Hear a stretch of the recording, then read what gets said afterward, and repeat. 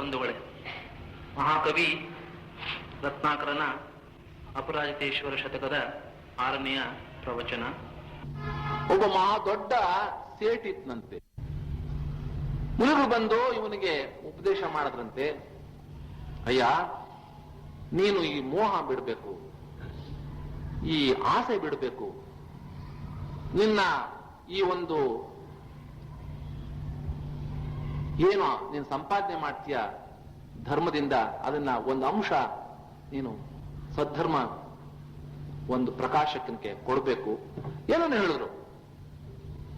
ಎಲ್ಲ ಸರಿ ಸ್ವಾಮಿ, ಏನ್ ಸ್ವಾಮಿ, ನಮ್ಮ ಮನೆಯವರು, ನನ್ನ ಮಕ್ಕಳು, ನನ್ನ ಹೆಂಡತಿ ನನ್ನ ಕಂಡ್ರೆ ಎಷ್ಟು ಪ್ರೀತಿಸ್ತಾರೆ, ನಾನೇ ಅವರು, ಅವರೇ ನಾನು ಅಂತಕ್ಕಂಥ ಭಾವನೆ ಇದೆ. ಹೀಗಿರ್ಬೇಕಾದ್ರೆ ನೀವು ಈ ತರ ಉಪದೇಶ ಕೊಡ್ತಿರಲ್ಲ, ಸಾಧ್ಯವಿಲ್ಲ. ನನ್ನ ಹೆಂಡತಿ ನನ್ನ ಕಂಡ್ರೆ ಎಷ್ಟು ಪ್ರೇಮ, ಎಷ್ಟು ಪ್ರೀತಿ, ಇದೆಲ್ಲ ಸರಿ ಇಲ್ಲ, ನಿನಗದೆಲ್ಲ ಭ್ರಮೆ. ಒಂದು ಕೆಲಸ ಮಾಡು, ನೀನು ಈ ಹೊತ್ತು ಹೋಗಿ ನಿನಗೆ ಒಂದು ನೀರನ್ನ ನಾನು ಮಂತ್ರ ಉಪದೇಶದಿಂದ ಕೊಡ್ತೀನಿ, ಅದನ್ನು ಹೋಗಿ ನೀನು ಕುಡಿದು ನೀನು ಸತ್ತವನಾಗೆ ಮಲ್ಕೊಂಡ್ಬಿಡು. ಯಾಕೆಂದ್ರೆ ನಾನು ನಿನಗೆ ತೋರಿಸ್ಬೇಕು ನಿನ್ನ ಹೆಂಡತಿ ಮಕ್ಕಳು ನಿನ್ನ ಮೇಲೆ ಎಷ್ಟು ಪ್ರೀತಿ ಇದೆ ಅಂತ. ಇವೇನ್ ಮಾಡ್ದ, ಸ್ವಾಮಿಗಳ ಹೇಳ್ದಾಗೆ ಹೋದ, ರೂಮಲ್ಲಿ ಬಾಲ್ ಹಾಕೊಂಡ, ಆ ನೀರು ಕುಡ್ದ. ಅದೇನು ಬರೀ ನೀರೇ, ಅದು ಸತ್ವನಾಗಿ ಮಲ್ಕೊಂಡ್ಬಿಟ್ಟ. ಸತ್ವನಾಗಿ ಮಲ್ಕೊಂಡ್ರೆ ಮುನಿಗಳ ಹತ್ರ ಧರ್ಮೋಪದೇಶ ಕೇಳಿ ಬಂದು ಸತ್ತು ಹೋಗ್ಬಿಟ್ನಲ್ಲ ಅಂತ ಹೇಳಿ ಎಲ್ಲ ಬಾಯಿ ಬಡ್ಕೊಳ್ಳೋ ಶುರು ಮಾಡಿದ್ರು. ಮುನಿಗಳನ್ನ ಕರ್ಕೊಂಡು ಬಂದ್ರು.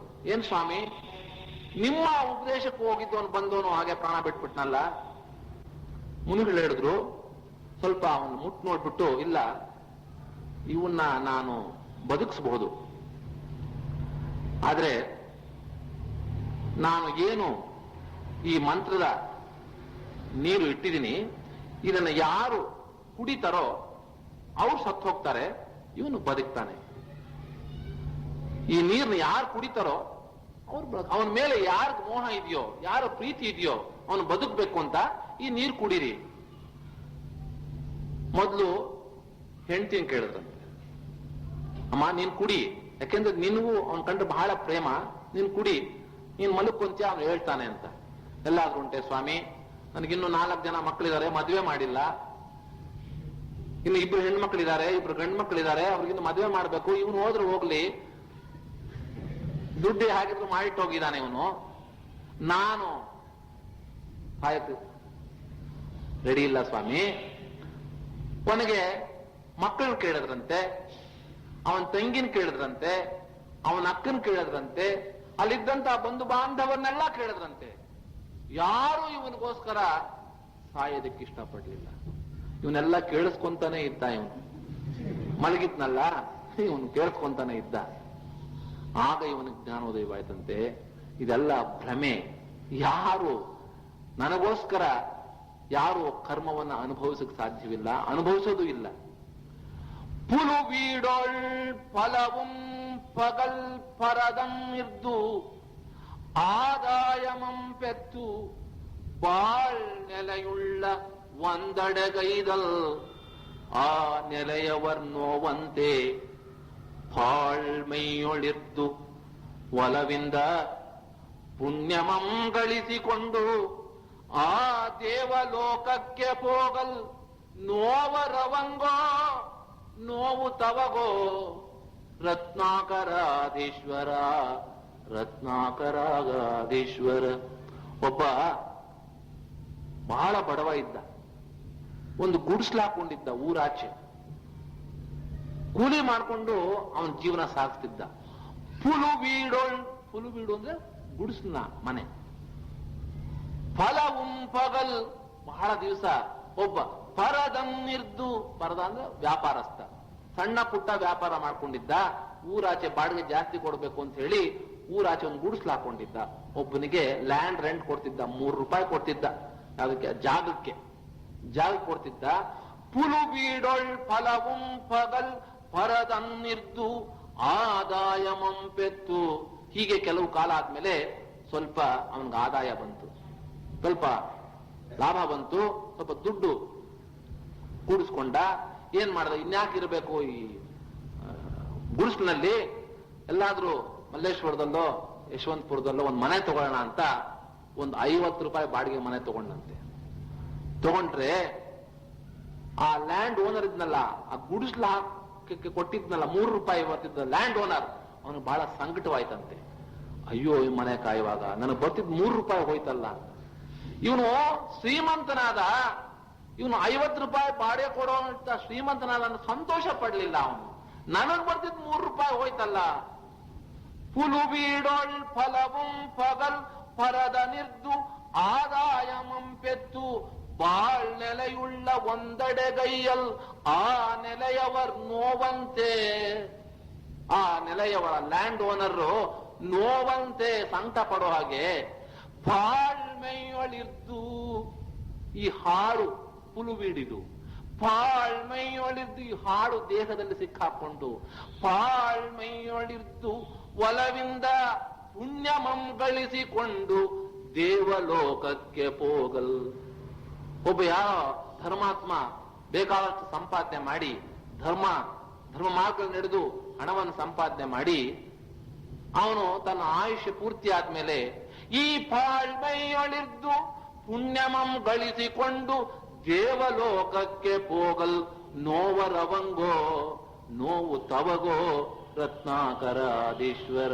ಅವರು ಕಂಡ ಹೆಂಡತಿ ಮಕ್ಕಳು ಅಳೋದು ಅವನಿಗೋಸ್ಕರ ಅಲ್ಲ. ಸಂಕಟ ಯಾಕೆ ಪಡ್ತಾರೆ? ಅವನಿಂದ ಬರ್ತಿದ್ದಂಥ ವರಮಾನ ಹೋಯ್ತಲ್ಲ. ಅವನಿದ್ರೆ ಒಂದ್ 10,000 ರೂಪಾಯಿ ತಿಂಗಳಿಗೆ ಬರ್ತಿತ್ತು. ಇವ್ ಹೋಗ್ಬಿಟ್ನಲ್ಲ ಪಾಪಿ. ಇವನ್ ಪಾಪ ಪುಣ್ಯ ಮಾಡ್ಕೊಂಡು ಇವನ್ ದೇವಲೋಕಕ್ಕೆ ಹೋಗಿದ್ದಾನೆ ಒಳ್ಳೆ ಗತಿಗೆ, ಅದಕ್ಕೆ ಸಂತೋಷ ಪಡಿಲ್ಲ. ಇವನು ಬಿಟ್ಟು ಹೋದ ಅಂತ ಅಲ್ಲ, ಅವನು ಹೋದ್ರೆ ಹೋಗಿರ್ಲಿ. ಈ 10,000 ಸರಿಯಾಗಿ ಬರ್ತಿದ್ರೆ ಅವನ ಬಗ್ಗೆ ಅಳೋದು ಇಲ್ಲ, ಏನು ಮಾಡ್ತಿರ್ಲಿಲ್ಲ. ಪಾಳ್ಮೆಯೊಳಿರ್ದು ಒಲವಿಂದ ಪುಣ್ಯಮಂ ಗಳಿಸಿಕೊಂಡು ದೇವಲೋಕಕ್ಕೆ ಹೋಗಲ್. ನೋವರವಂಗೋ ನೋವು ತವಗೋ ರತ್ನಾಕರಾದೀಶ್ವರ ರತ್ನಾಕರಾದೀಶ್ವರ. ಇಂಥ ಏಕತ್ವ ಅನುಪ್ರೇಕ್ಷೆಯನ್ನ ಮನನ ಮಾಡ್ತಕ್ಕಂಥದ್ದು. 5ನೇದು ಅನ್ಯತ್ವ ಅನುಪ್ರೇಕ್ಷೆ. ಅನ್ಯತ್ವ ಅನುಪ್ರೇಕ್ಷೆಗೆ ಈ 4 ಉಪನ್ಯಾಸದ ಬೇಕಾದಂತ ಹೇಳಿದ್ರು. ಅಂದ್ರೆ ಭೇದ ವಿಜ್ಞಾನ. ನಾನು ಶರೀರದಿಂದ ಭಿನ್ನನಾದಂಥವನು, ನನಗೂ ಶರೀರಕ್ಕೂ ಸಂಬಂಧವಿಲ್ಲ, ಇದು ಯಾವತ್ತೂ ಬಿದ್ದು ಹೋಗ್ತಕ್ಕಂಥದ್ದು ಅಂತಕ್ಕಂಥ ಶರೀರ ಮತ್ತು ಆತ್ಮ 2 ಭಿನ್ನ ಭಿನ್ನ, 2 ಬೇರೆ ಬೇರೆ ದ್ರವ್ಯಗಳು.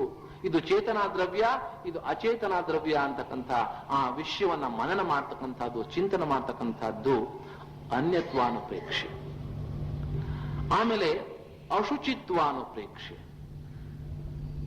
ಈ ಶರೀರ ಅಪವಿತ್ರವಾದಂಥ ಒಂದು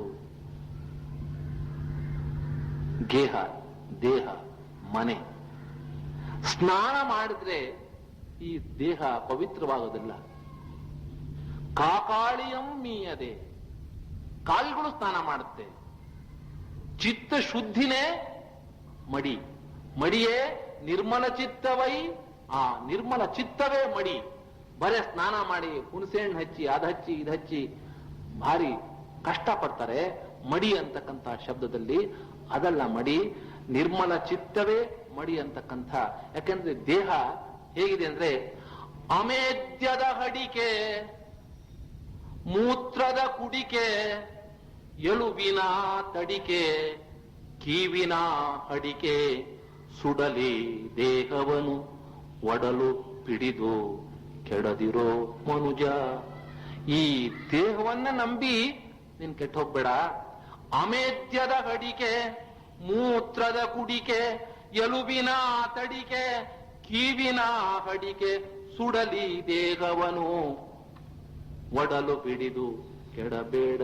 3 ಕಾಸಿಗೆ ಬರಲ್ಲ ಈ ದೇಹ. ಒಂದೊಬ್ಬರು ಬಹಳ ಸೊಗಸಾಗಿ ಹೇಳ್ತಾರೆ, ಒಬ್ಬ ಬೇಡ್ರೋನು ಒಂದು ಮೊಲಾನ್ ಹೊಡ್ಕೊಂಡು ಬಂದು ಪಟ್ಟಣಕ್ಕೆ ಬಂದ್ರೆ ಯಾರೋ ತಗೊಂತಾರ ಅದನ್ನ ದುಡ್ಡು ಕೊಟ್ಟು. ಆದ್ರೆ ಒಬ್ಬ ರಾಜ ಸತ್ತು ಹೋದ್ರು ಕೂಡ ಒಂದು ಬೋಟ್ ಅಡಿಗೆ ಕೂಡ ಅವನ ದೇಹವನ್ನು ತಗೊಳ್ಳಲ್ಲ ಯಾರು. ವ್ಯಾಧನೊಂದು ಮೊಲನ ತಂದರೆ ಸಲುವ ಹಾಗಕ್ಕೆ ಬಿಲಿವರಯ್ಯ. ವ್ಯಾಧ ಬೇಡ್ರೋನು ಮೊಲನ ತಂದರೆ ಸಲುವ ಹಾಗಕ್ಕೆ. ಹಿಂದಿನ ಕಾಲದಲ್ಲಿ ರೂಪಾಯಿ ಅಂತಿರ್ಲಿಲ್ಲ, ಹಾಗ ಅನ್ನೋರು. ಸಲುವ ಹಾಗಕ್ಕೆ ಬಿಲಿವರಯ್ಯ, 1 ರೂಪಾಯಿಗೆ ಮಾರ್ತಾನೆ ಬೇಕಾರೆ ಅದೆಲ್ಲ.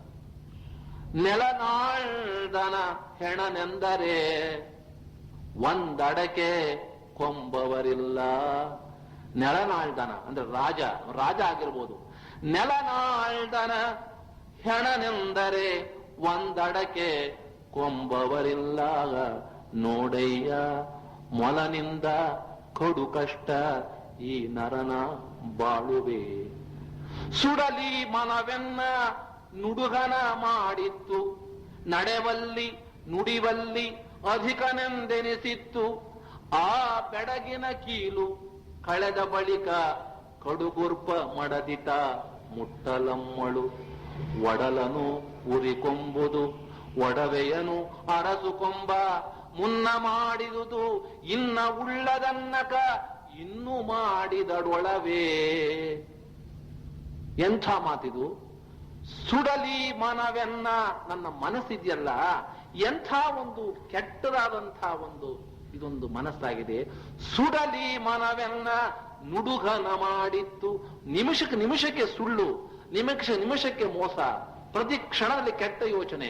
ಸುಡಲಿ ಮನವೆನ್ನ ನುಡುಗನ ಮಾಡಿತ್ತು, ನಡೆವಲ್ಲಿ ನುಡಿವಲ್ಲಿ ಅಧಿಕನೆಂದೆನಿಸಿತ್ತು. ಅಹಂಕಾರ, ಮಾತಿಗನ ಅಹಂಕಾರ, ನಿಂತ್ರೆ ಅಹಂಕಾರ, ಕೂತ್ರೆ ಅಹಂಕಾರ. ನಡೆವಲ್ಲಿ ನುಡಿವಲ್ಲಿ ಅಧಿಕನೆಂದೆನಿಸಿತ್ತು. ಬೆಡಗಿನ ಕೀಲು, ಆ ಒಳಗಿದಾನಲ್ಲ, ಬೆಡಗಿನ ಕೀಲು ಕಳೆದ ಬಳಿಕ, ಆ ಒಳಗಿರ್ತಕ್ಕಂಥ ಕೀ ಕೊಡೋದೇನಾದ್ರೂ ಹೋದ್ರೆ, ಬೆಡಗಿನ ಕೀಲು ಕಳೆದ ಬಳಿಕ ಕಡುಗೂರ್ಪ ಮಡದಿತ ಮುಟ್ಟಲಮ್ಮಳು. ನಿನ್ನ ಅತ್ಯಂತ ಪ್ರೀತಿ ಪಾತ್ರಳಾದ ಹೆಂಡತಿ ಕೂಡ ನಿನ್ ಬಂದು ಮುಟ್ಟಲ್ಲ ಶವವನ್ನ. ಕಡುಗೂರ್ಪ ಮಡದಿತ ಮುಟ್ಟಲಮ್ಮಳು. ಒಡಲನು ಉರಿಕೊಂಬುದು, 1 ನಿಮಿಷದಲ್ಲಿ ಈ ದೇಹವನ್ನ ಅಗ್ನಿಗೆ ಆಹುತಿ ಮಾಡ್ತಾರೆ. ಒಡಲನು ಉರಿಕೊಂಬುದು ಒಡವೆಯನು ಮಾಡಿಟ್ಟಿದ್ಯಲ್ಲಪ್ಪ ದುಡ್ಡು, ಒಡವೆಯನು ಅರಸುಕೊಂಬ. Wealth tax. ಆಗಿನ ಕಾಲದಲ್ಲಿ ಅರಸುಗಳು ತಗೊಂಡೋಗ್ಬಿಡೋರು, ಈಗಿನ ಕಾಲದಲ್ಲಿ ಒಡವೆಯನು ಅರಸುಕೊಂಬ. ಕಡುಗುರ್ಪ ಮಡದಿತ ಮತ್ತೊಬ್ಬ ಚಲುವ ಕೊಂಬ. ಹೆಂಡತಿ ಏನಾದ್ರೂ ಯಂಗ್ ವೈಫ್ ಆಗಿದ್ರೆ ಇನ್ನೊಬ್ಬ ಹೊಡ್ಕೊಂಡು ಹೋಗ್ಬಿಡ್ತಾನೆ. ಕಡುಗೂರ್ಪ ಮಡದಿತ ಮತ್ತೊಬ್ಬ ಚಲುವ ಕೊಂಬ. ಇನ್ನು ಮಾಡಿದೊಡಳವೇ ಮುನ್ನ ಮಾಡಿದುದಿನ್ನುಳ್ಳದನ್ನಕ. ಇನ್ನು ಬೇಕಾದಷ್ಟಿದೆ ಬೆನ್ನ ಮೇಲೆ. ಆ ಕರ್ಮದ ಭಾರ ಇರ್ಬೇಕಾದ್ರೆ ಇನ್ನೂ ಮಾಡ್ತಾನೇ ಇದೀವಲ್ಲ, ಈ ಕರ್ಮದ ಅನುಲೇಪವನ್ನ ಬಳಕೊಂತಾ ಇದ್ದೀವಲ್ಲ. ಹಾಗೆ ಹೇಗಿದೆ ಸಂಸಾರ ಅಂದ್ರೆ, ಹಾವಿನ ಬಾಯಿ ಕಪ್ಪೆ ಹಸಿದು ಹಾರುವ ನೊಣಕ್ಕೆ ಆಸೆ ಪಡುವಂತೆ. ಒಂದು ಹಾವಿನ ಬಾಯಿನಲ್ಲಿ ಕಪ್ಪೆ ಸಿಕ್ಕಾಕೊಂಡ್ಬಿಟ್ಟಿದೆ, ಅದು 1 ನಿಮಿಷದಲ್ಲಿ ನುಂಗು ಬಿಡುತ್ತೆ ಹಾವು.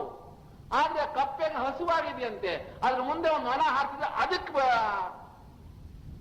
ಆಸೆ ಪಡುತ್ತೆ. ಹಾವಿನ ಬಾಯಿ ಕಪ್ಪೆ ಹಸಿದು ಹಾರುವ ನೊಣಕ್ಕೆ ಆಸೆ ಪಡುವಂತೆ. ಶೂಲವ ನೇರುವ ಕಳ್ಳನು ಹಾಲು ತುಪ್ಪವ ಕುಡಿದು ಅದೇ ಸುಕಾಲ ಬದುಕುವನು. ಶೂಲಕ್ಕೆ ಏರುವ ಕಳ್ಳನು, ನಾವೆಲ್ಲ ಶೂಲಕ್ಕೆ ಏರುವ ಕಳ್ಳರೆ, ಯಾವತ್ತೋ ನಮ್ಗೆ ಕುಣಿಕೆ ಬರುತ್ತೆ. ಶೂಲಕ್ಕೆ ಏರುವ ಕಳ್ಳನು ಹಾಲು ತುಪ್ಪವ ಕುಡಿದು ಏಸು ಕಾಲ ಬದುಕುವನು.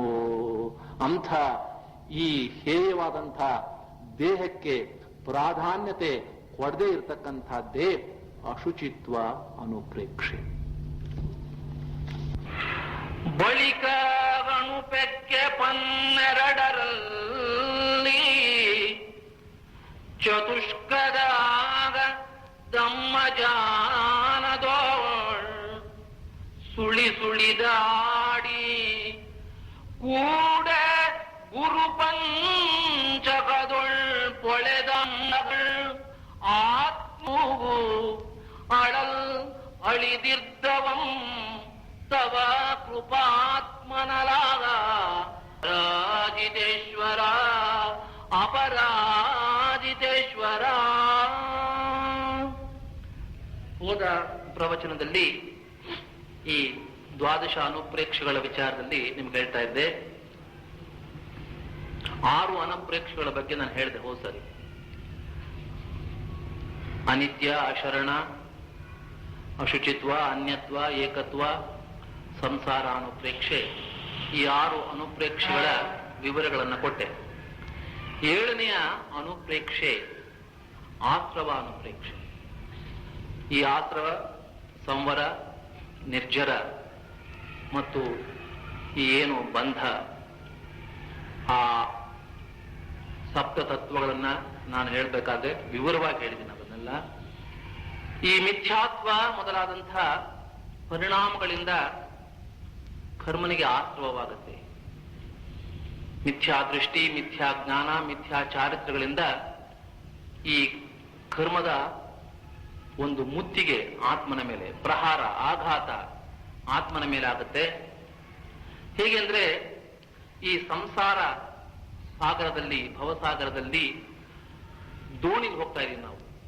ದೋಣಿಲಿ ಹೋದಾಗ ಆ ದೋಣಿಗೆ ಏನಾದ್ರು ಒಂದು ತೂತು ಬಿದ್ರೆ, ಅಪಾಯವಾಗಿ ತೂತು ಬಿದ್ರೆ, ಆ ತೂತಿನೊಳಗೆ ಹೇಗೆ ನೀರು ಆ ದೋಣಿಯಲ್ಲಿ ತುಂಬಿಕೊಳ್ಳುತ್ತೋ ಹಾಗೆ ನಮ್ಮ ಈ ಒಂದು ಭಾವನೆಗಳಿಗನುಸಾರವಾಗಿ, ನಮ್ಮ ಕ್ರಿಯೆಗಳಿಗನುಸಾರವಾಗಿ, ನಾವು ಮಾಡ್ತಕ್ಕಂಥ ಕರ್ಮಗಳಿಗನುಸಾರವಾಗಿ ಈ ಒಂದು ಆತ್ಮನಲ್ಲಿ ಈ ಕರ್ಮಗಳ ಆತ್ಮ, ಕರ್ಮಗಳು ಬರತಕ್ಕಂಥದ್ದು, ಕರ್ಮಗಳು ಬಂದು ಆತ್ಮನ ಪ್ರದೇಶಕ್ಕೆ ಮುತ್ತತಕ್ಕಂಥ ಒಂದು ವಿಶೇಷ ಪರಿಣಾಮವಾಗುತ್ತೆ. ಹೇಗೆ ಒಂದು ಹಡಗಿಗೆ ತೂತು ಬಿದ್ದಾಗ ನೀರು ಒಳಕ್ಕೆ ನುಗ್ಗುತ್ತೆ, ಆ ನುಗ್ಗದನ್ನ ತಡಿಬೇಕು. ಹೇಗೆ ತಡಿಬೇಕು? ಮುಂದೆ ಸಂವರಾನುಪ್ರೇಕ್ಷೆನಲ್ಲಿ ಬರುತ್ತೆ. ಆಶ್ರವಾನುಪ್ರೇಕ್ಷೆ ಅಂದ್ರೆ ಆ ಸಂಸಾರವೆಂಬ ದೋಣಿನಲ್ಲಿ ಏನಾದ್ರೂ ಬಿರುಕುಂಟಾದ್ರೆ, ಅಂದ್ರೆ ನಮ್ಮ ಭಾವನೆಗಳಲ್ಲಿ ಬಿರುಕುಂಟಾದ್ರೆ, ನಮ್ಮ ಆತ್ಮ ಪ್ರದೇಶದಲ್ಲಿ ನಮ್ಮ ಆತ್ಮನ ಭಾವನೆಗಳು, ಹೇಗೆ ನಾನು ಹೇಳಿದೆ, ಆತ್ಮ ಒಂದು ಸಮುದ್ರಕ್ಕೆ ನಾವು ಹೋಲಿಸಬಹುದು. ಆ ಆತ್ಮ ಶಾಶ್ವತ, ಸಮುದ್ರ ಶಾಶ್ವತ.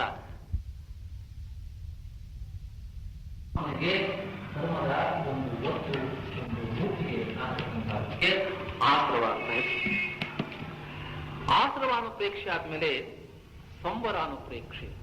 ಅನುಪ್ರೇಕ್ಷೆ ಅಂದ್ರೆ ನಾನು ಮೊದಲೇ ಹೇಳಿದೆ, ಪುನಃ ಪುನಃ ಜ್ಞಾಪಕೊಳ್ತಕ್ಕಂಥದ್ದು, ಪುನಃ ಪುನಃ ನಾವು ಮನನ ಮಾಡ್ತಕ್ಕಂಥದ್ದು. ಅಂದ್ರೆ ಏನಪ್ಪಾ, ನಮ್ಮ ಭಾವನೆಗಳು ಕಲುಷಿತವಾದರೆ ಆತ್ಮ ಪ್ರದೇಶಕ್ಕೆ ಕರ್ಮಗಳು ಬಂದು ತಟ್ಟುತ್ತೆ, ಆತ್ಮನಿಗೆ ಕರ್ಮ ಬಂಧವಾಗುತ್ತೆ.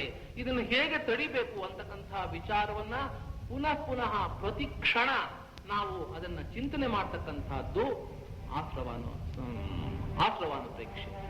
ಮುಂದಿನ ಅನುಪ್ರೇಕ್ಷೆ ಸಂವರಾನುಪ್ರೇಕ್ಷೆ. ಏನು ದೋಣಿನಲ್ಲಿ ನೀರು ಬಂದು ತುಂಬಿಕೊಳ್ತಾ ಇದೆ, ಆ ತುಂಬದನ್ನ ಪೂರ್ತಿ ತುಂಬಿಟ್ರೆ ಏನಾಗತ್ತೆ, ದೋಣಿ ಮುಳುಗಿ ಹೋಗುತ್ತೆ. ನಾವು ಈ ಸಂಸಾರ ಸಾಗರದಲ್ಲಿ ಮುಳುಗಿ ಹೋಗ್ತೀವಿ.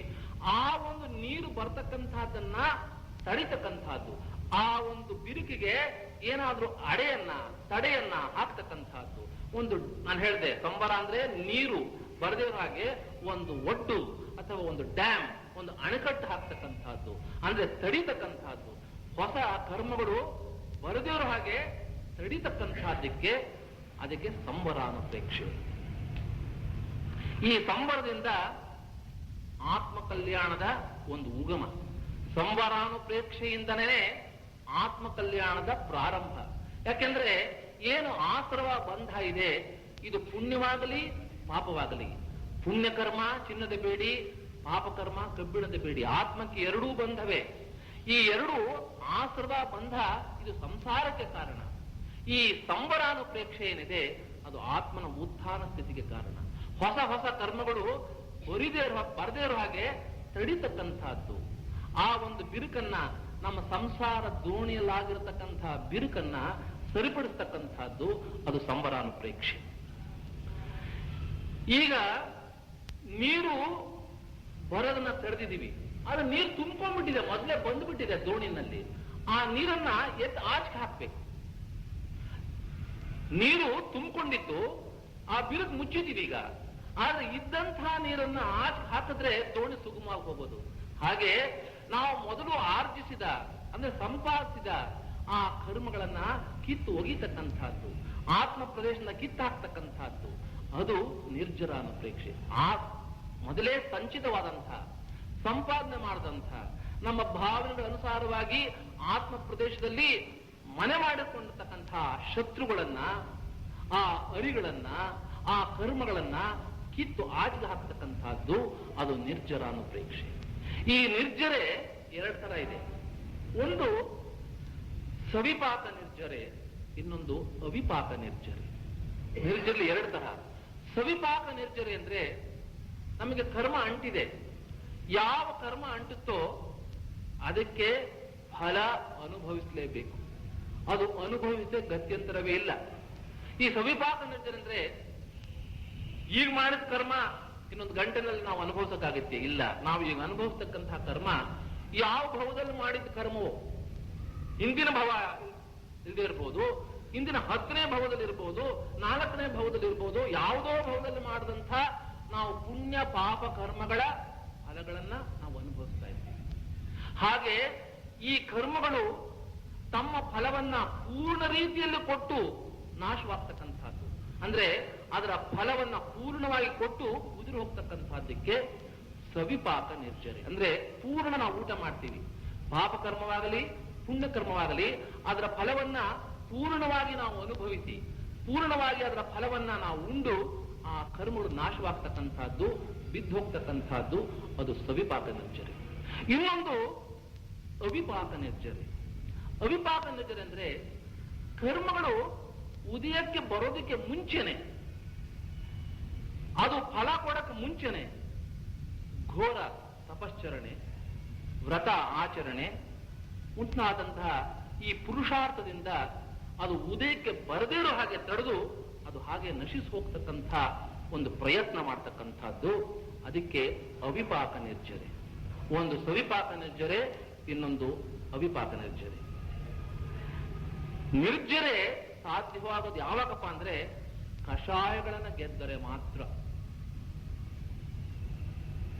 ಕ್ಷಮೆ ಮಾಳ್ಪಂತೆ ವಿರೋಧಮೇಂ ಕುಡುವುದೇ ಸಂತೋಷಮಂ, ತತ್ವಶಾಸ್ತ್ರಮೇ ಮಾಳ್ಪಂತೆ ಈ ಕುಶಾಸ್ತ್ರಮೇಂ ಕುಡುವುದೇ ಸುಜ್ಞಾನಮಂ, ನಿಮ್ಮ ಧರ್ಮಮೇ ಕಾವಂತೆ ನನಗೆ ಅನ್ಯರೇಂ ಪೊರೆವರೇ ರತ್ನಾಕರಾಧೀಶ್ವರಾಗ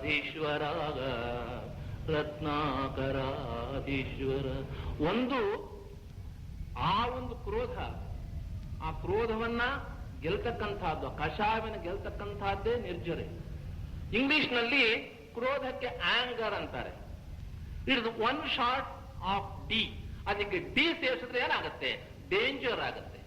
ಈ ಆಂಗರ್ ANGER, ಅದಕ್ಕೆ ಹಿಂದೆ ಡಿ ಸೇರಿಸಿದ್ರೆ DANGER, ಡೇಂಜರ್ ಆಗುತ್ತೆ.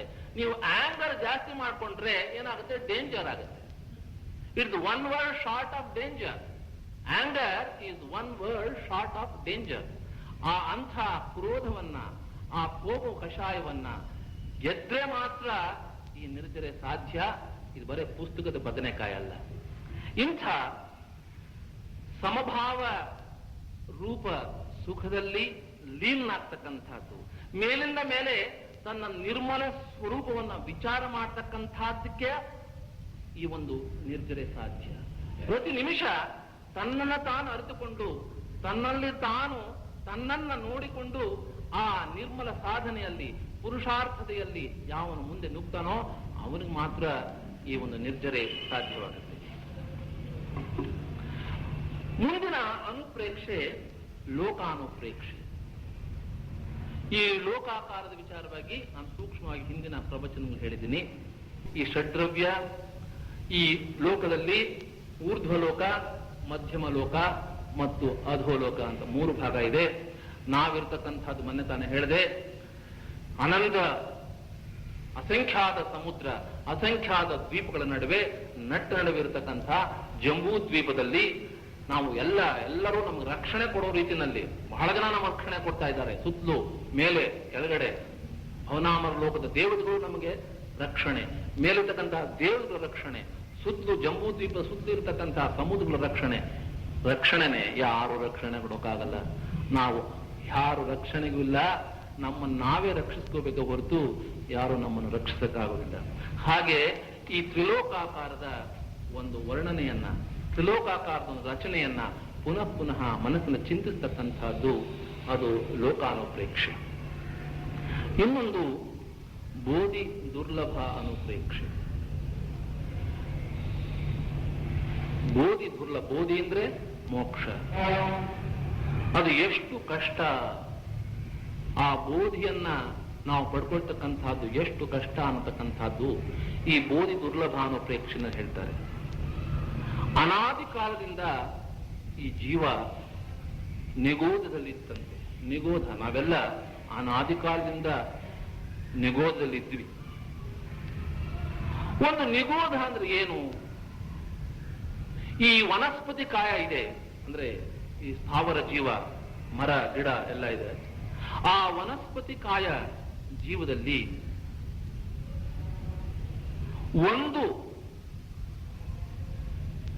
ಅದರಲ್ಲಿ ಅನಂತ ನಿಗೋಧ ಜೀವಗಳಿದೆ. ಈ ಒಂದು ಸ್ಥಾವರ ಜೀವಕಾಯದಲ್ಲಿ, ಯಾವುದು ಒಂದು ವನಸ್ಪತಿ ಕಾಯದಲ್ಲಿ ಅನಂತ ನಿಗೋಧ ಜೀವಗಳಿದೆ. ಆ ಒಂದು ನಿಗೋಧ ಜೀವನ ಶರೀರದಲ್ಲಿ ಅನಂತ ನಿಗೋಧ ಜೀವಗಳು ಸೇರ್ಕೊಂಡಿದ್ದೇವೆ, ಒಂದರೊಳಗೆ ಒಂದು. ಎಷ್ಟು ಸೇರ್ಕೊಂಡಿದ್ದೇವೆ ಅಂದ್ರೆ, ಒಂದು ಪುಸ್ತಕ ನಾನು ಓದಿದೆ, ಈ ಭೂತಕಾಲದಲ್ಲಿ ಆಗಿ ಹೋದಂಥ ಅನಂತ ಸಿದ್ಧ ಪರಮೇಷ್ಠಿಗಳ ಅನಂತ ಪಟ್ಟು ಈ ಒಂದು ನಿಗೋಧ ಜೀವಕಾಯದಲ್ಲಿ ಜೀವಿಗಳಿದೆಯಂತೆ. ಆ ನಿಗೋಧ ಜೀವ 2 ಗಳಿಗೆಯಲ್ಲಿ 18,000 ಸಾರಿ ಹುಟ್ಟುತ್ತೆ, ಸಾಯುತ್ತೆ. 2 ಗಳಿಗೆ ಅಂದ್ರೆ 48 ಮಿನಿಟ್ಸ್ 18,000 ಸಾರಿ ಹುಟ್ಟುತ್ತೆ, ಸಾಯುತ್ತಂತೆ ಒಂದು ನಿಗೋಧ ಜೀವ. ಅಂಥ ಈ ಒಂದು ನಿಗೋಧ ಜೀವದಿಂದ ತ್ರಸ ಜೀವಕ್ಕೆ ಬರತಕ್ಕಂತಹದ್ದು ಮಹಾನ್ ಕಷ್ಟ. ಒಂದ್ ಸಮಯ ಬಂತು ಅಂತ ಇಟ್ಕೊಳ್ಳಿ, ತ್ರಸಕಾಯ ಜೀವ ಆದ್ವಿ. ತ್ರಸಕಾಯ ಜೀವ ಆದ್ರೆ ಅದು ಏಕೇಂದ್ರಿಯ ಆಗ್ಬೋದು, ದ್ವೀಂದ್ರಿಯ ಆಗ್ಬೋದು, ತ್ರೀಂದ್ರಿಯ ಆಗ್ಬೋದು, ಚತುರಿಂದ್ರಿಯ ಆಗ್ಬೋದು, ಪಂಚೇಂದ್ರಿಯ ಜೀವ ಆಗೋದು. ಪಂಚೇಂದ್ರಿಯ ಜೀವ ಆಗುತ್ತೆ ಅನ್ನೋದು ಏನ್ ಗ್ಯಾರಂಟಿ? ಎಷ್ಟು ಭವಗಳು ಏಕೇಂದ್ರಿಯ ಜೀವ ಆಗ್ತೀವೋ, ದ್ವೀಂದ್ರಿಯ ಆಗ್ತೀವೋ, ತ್ರೀಂದ್ರಿಯ ಆಗ್ತೀವೋ, ಚತುರೇಂದ್ರಿಯ ಆಗ್ತೀವೋ ಗೊತ್ತಿಲ್ಲ. ಅಕಸ್ಮಾತ್ ಅನಂತ ಕಾಲದ ಮೇಲೆ ಪಂಚೇಂದ್ರಿಯ ಜೀವ ಆಯ್ತು ಅಂತ ಇಟ್ಕೊಳ್ಳಿ. ಆಗ ಸಂಜ್ಞೆ ಜೀವ ಆಗುತ್ತೋ ಅಸಂಜ್ಞೆ ಜೀವ ಆಗುತ್ತೋ, ಮನಸ್ಸು ಆ ಪಂಚೇಂದ್ರಿಯ ಜೀವಕ್ಕೆ ಮನಸ್ಸು ಇರತಕ್ಕಂತಹ ಪಂಚೇಂದ್ರಿಯ ಜೀವಗಳಿದೆ, ಮನಸ್ಸು ಇಲ್ಲದೆ ಇರತಕ್ಕಂತಹ ಪಂಚೇಂದ್ರಿಯ ಜೀವಗಳಿದೆ. ಅದು ಆ ಮನಸ್ಸು ಇರತಕ್ಕಂಥ ಪಂಚೇಂದ್ರಿಯ ಜೀವ ಆಗಬೇಕಾದ್ರೆ ಅನಂತ ಕಾಲ ಆಗುತ್ತೆ. ಒಂದ್ ಸಮಯ ಏನೋ ಬಹಳ ಪುಣ್ಯ ವಿಶೇಷದಿಂದ ಆ ಒಂದು ಮನಸ್ಸು ಸಂಜ್ಞಿ ಜೀವ, ಪಂಚ ಇಂದ್ರಿಯ ಇರ್ತಕ್ಕಂಥ ಮನಸ್ಸಿರ್ತಕ್ಕಂಥ ಜೀವ ಆಯ್ತು ಅಂತ ಇಟ್ಕೊಳ್ಳಿ. ಮನುಷ್ಯನಾಗಲೇ ಹುಡ್ತಾನೆ ಅಂತ ಏನು ಗ್ಯಾರಂಟಿ? ಹುಲಿ ಆಗ್ಬೋದು, ಕಿರುಬ ಆಗ್ಬೋದು, ಆನೆ ಆಗ್ಬೋದು, ಏನ್ ಬೇಕಾದ್ರೂ ಆಗ್ಬೋದು. ಅಂಥ ಅಶುಭ ಲೇಷ ಇರತಕ್ಕಂತಹ ಜೀವ ಹುಟ್ಟಬಹುದು. ಒಂದ್ ಸಮಯ ಇಲ್ಲ ಮನುಷ್ಯನೇ ಆದ ಅಂತ ಇಟ್ಕೊಳ್ಳಿ, ನೀಚ ಜನ್ಮದಲ್ಲಿ ಹುಟ್ಟಬಹುದು, ನೀಚ ಕುಲದಲ್ಲಿ ಹುಟ್ಟಬಹುದು. ಉತ್ತಮ ಜಾತಿ ಇಲ್ಲ, ಚಮ್ಮಾರನಾಗ್ಬಹುದು, ಕಟುಕನಾಗಬಹುದು, ದುರ್ನಡತೆ ಇರತಕ್ಕಂಥ ಒಂದು ಸಂಸರ್ಗದಲ್ಲಿ ಬೆಳಬಹುದು, ಸಾಧು ಸಜ್ಜನರ ವಿರಹಿತರಾದಂಥ ಒಂದು ಕಡೆ ಬೆಳಿಬಹುದು. ಹಾಗೆ ಬಹಳ ಕಷ್ಟ. ಇವೆಲ್ಲ ದಾಟಿಕೊಂಡು ಉತ್ತಮ ಕುಲದಲ್ಲಿ ಹುಟ್ಟಬೇಕು ಅಂದ್ರೆ ಬಹಳ ಕಷ್ಟ. ಉತ್ತಮ ಕುಲದಲ್ಲಿ ಹುಟ್ಟುದ್ವಿ ಅಂತ ಇಟ್ಕೊಳ್ಳಿ, ಬಡತನ ಇರಬಹುದು, ಧನ ಇಲ್ಲದೆ ಇರಬಹುದು, ಬಡತನದಿಂದ ಆರ್ತ ರೌದ್ರ ಧ್ಯಾನಗಳು ಉಂಟಾಗಬಹುದು. ಈ ಎಲ್ಲ ಇತ್ತು. ಉತ್ತಮ ಕುಲದಲ್ಲೂ ಹುಟ್ಟಿದ, ಸದ್ಧರ್ಮ ವಂಶದಲ್ಲಿ ಹುಟ್ಟಿದ, ದುಡ್ಡು ಇತ್ತು ಅಂದ್ರೆ ಅವನ ಪ್ರವೃತ್ತಿ ಸರಿಯಾದ ಪ್ರವೃತ್ತಿಯೋ ಅಶುಭ ಪ್ರವೃತ್ತಿಯೋ ಶುಭ ಪ್ರವೃತ್ತಿಯೋ ಯಾರು ಗೊತ್ತು. ಇಷ್ಟೆಲ್ಲ ಇದ್ರೂ ಕೂಡ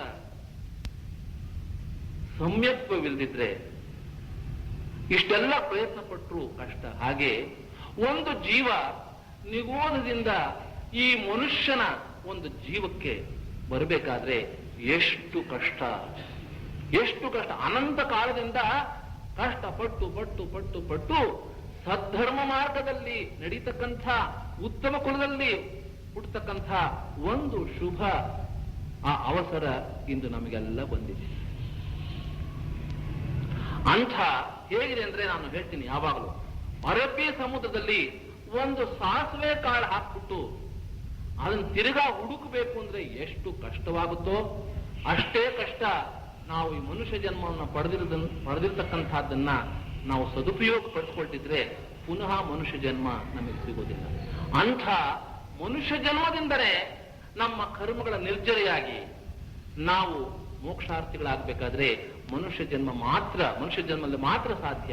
ಅಂಥ ಬೋಧಿ ದುರ್ಲಭ. ಈ ಮೋಕ್ಷ ಪ್ರಾಪ್ತಿ ಎಷ್ಟು ಕಷ್ಟ, ಎಷ್ಟು ಪುರುಷಾರ್ಥ ಮಾಡಬೇಕು, ಎಷ್ಟು ಅನಂತ ಅನಂತ ಭವಗಳ ಒಂದು ಸಂಸ್ಕಾರ ಬಲದಿಂದ ನಾವು ಇಂದು ಇಲ್ಲಿ ಮನುಷ್ಯ ಜನ್ಮ ಹುಟ್ಟಿದ್ದೇವೆ. ಸದ್ಧರ್ಮ ಮಾರ್ಗದಲ್ಲಿರ್ತಕ್ಕಂತಹ ಒಂದು ಸದ್ಧರ್ಮದಲ್ಲಿ ನಾವು ಆಚರಣೆಯಲ್ಲಿದ್ದೇವೆ.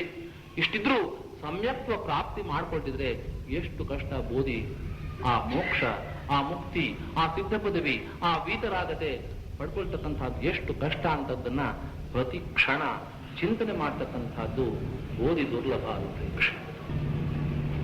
ಕೊನೆದು ಧರ್ಮಾನುಪ್ರೇಕ್ಷೆ. ಧರ್ಮಾನುಪ್ರೇಕ್ಷೆ ಅಂದ್ರೆ ಆತ್ಮನ ಸ್ವಭಾವವೇ ಧರ್ಮ. ಆತ್ಮನ ಸ್ವಭಾವವೇ ಧರ್ಮ. ಪ್ರತಿಯೊಂದು ವಸ್ತುವಿಗೂ ಒಂದೊಂದು ಸ್ವಭಾವ ಇದೆ, ಒಂದೊಂದು ಧರ್ಮ ಇದೆ. ಆತ್ಮನ ಸ್ವಭಾವವೇ ಧರ್ಮ. ಏನು ಆತ್ಮನ ಸ್ವಭಾವ? ವೀತರಾಗತೆ, ರತ್ನತ್ರಯ. ಇಂಥ ಸರ್ವಜ್ಞರ ವಾಣಿಯನ್ನ ಪುನಃ ಪುನಃ ಜ್ಞಾಪಿಸಿಕೊಂಡು ಧರ್ಮದಿಂದಾದುದು ಸುಖಿಯಂದು, ಧರ್ಮದಿಂದಾದುದು ಸಿರಿಯಂದು ಸುಖಿಸುತ್ತಾರ, ಧರ್ಮವ ಮರೆಯರುತ್ತಮರು, ಧರ್ಮಾಯೇತರದೆಂದು ಭೋಗಕ್ಕೆ ಮರುಳಾಗಿ ಕರ್ಮಿಗಳಾಚರಿಸುವರು.